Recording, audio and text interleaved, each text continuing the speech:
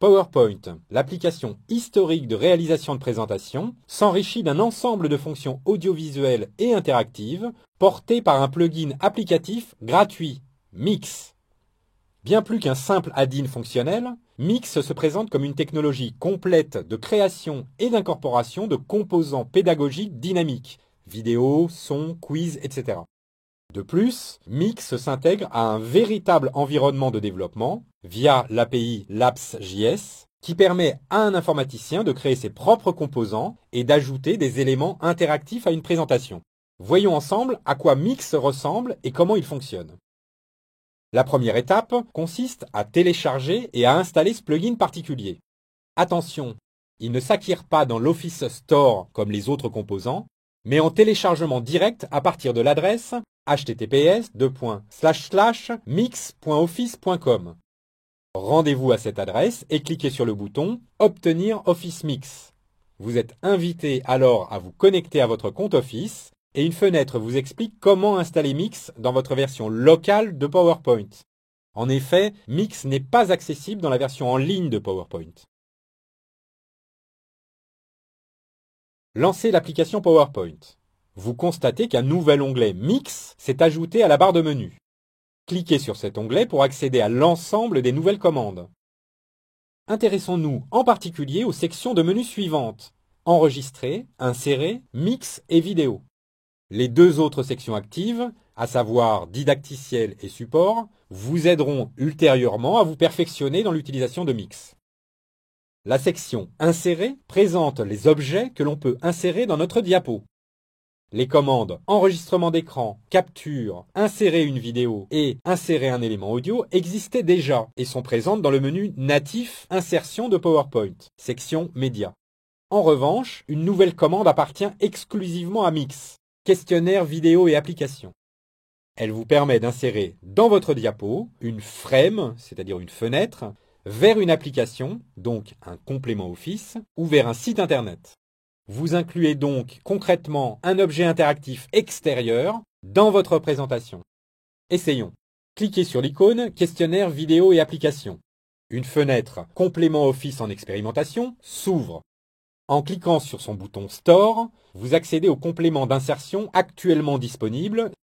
Choisissez par exemple l'application WebViewer en cliquant sur son bouton Add. Puis, dans l'écran suivant, cliquez sur Trust It. Vous l'avez compris, il s'agit d'insérer dans votre diapo un site internet. Saisissez l'adresse du site de votre choix dans le champ prévu à cet effet. Puis, cliquez sur le bouton en bas à droite de la fenêtre aperçue. Vous avez alors la possibilité de manipuler la fenêtre ouverte sur votre site comme n'importe quel objet. Vous pouvez par exemple déplacer la fenêtre ou la redimensionner à loisir. Remarque, lorsque vous insérez un site internet dans une diapo de présentation, assurez-vous que le site est responsive, sinon vous risquez d'être déçu par le résultat final en rencontrant de réels soucis d'affichage. Passons à la commande enregistrement de diapositive, particulièrement intéressante. Essayons-la. Cliquez sur l'icône. Une interface nouvelle recouvre tout l'écran. Elle dispose d'un menu d'enregistrement en haut et d'un ensemble d'outils qui va vous permettre d'ajouter de l'animation directe dans votre diapo. Cliquez sur le bouton du haut « Enregistrer ». Vous pouvez alors librement interagir avec vos outils dans votre diapo. Par exemple, ajouter une flèche à la main en sélectionnant un des trois pinceaux à droite de l'écran et une couleur, puis en écrivant directement avec votre souris ou avec un stylet si vous en possédez un. Cliquez maintenant sur le bouton « Arrêter ». Vous pouvez alors visionner un aperçu de votre réalisation et, le cas échéant, le modifier. Refermez la fenêtre en cliquant sur le bouton « Fermer » en haut à droite. Vous constatez que votre diapositive comporte désormais un nouvel élément. Lancez le diaporama pour voir le résultat. C'est le bouton « Diaporama » en bas à droite de l'écran. Si vous passez votre souris dans le carré coloré en haut à droite, vous voyez apparaître une timeline de lecture de votre vidéo et vous assistez au résultat final de votre animation personnalisée. Mix nous offre également un espace en ligne pour déposer nos présentations et les partager. Cliquez donc sur l'icône « Charger vers Office Mix ». Un volet à droite de l'écran s'ouvre. Cliquez sur le bouton « Suivant ». Il vous est proposé de vous connecter à votre compte Office ou à un compte Facebook ou même Google. Cliquez sur le bouton de votre choix, cliquez sur « Je charge un nouveau mix vers le serveur », puis sur le bouton « Suivant ». Cliquez enfin sur le bouton « Afficher mon mix ».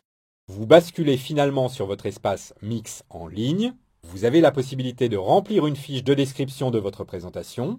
Faites-le sans oublier de cliquer sur le bouton « Enregistrer » en bas de page. Notez qu'il est possible de définir les autorisations pour d'éventuelles modifications et le mode de partage de votre présentation. Pour retrouver votre présentation, il vous suffit de vous rendre dans la rubrique Mes mix, accessible à partir de la barre de menu du haut.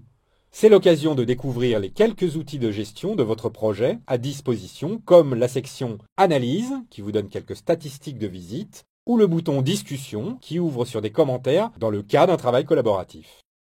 Conclusion. Comme vous avez pu le constater à travers cette visite succincte, la valeur ajoutée de l'application Mix dans PowerPoint pour rendre vos présentations plus dynamiques et plus didactiques est indéniable. Sachez également que son potentiel d'évolution est impressionnant puisque Microsoft met à votre disposition tout l'environnement nécessaire pour développer vos propres compléments appelés ateliers.